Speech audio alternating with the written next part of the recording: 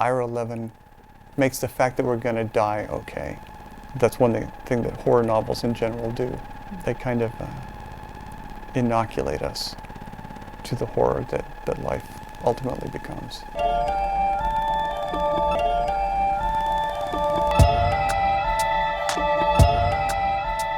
None of Ira Levin's books take place in the real world. They look as if they do, but they're all just a tiny bit skewed.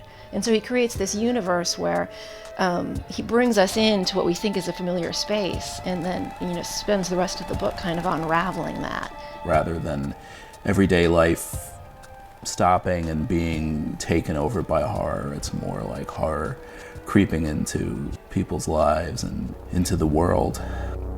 He was the bridge. He sort of moved us from the Gothic horror that took place somewhere isolated, somewhere outside of society, to a Gothic horror that took place really in the heart of society, and that was linked to very specific stages, nesting stages in our lives, where we would get the perfect first apartment, where we would have the first child, where we would move to the suburbs.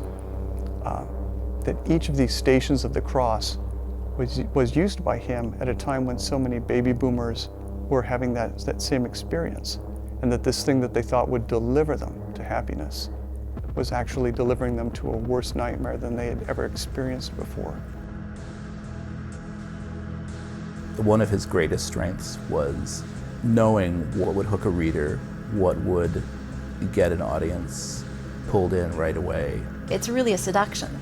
It's the way you put your arm around the girl at the movie theater, before you put your hand on her knee. He made his books, even when they involved the occult or Nazis or, some, serious, scary stuff.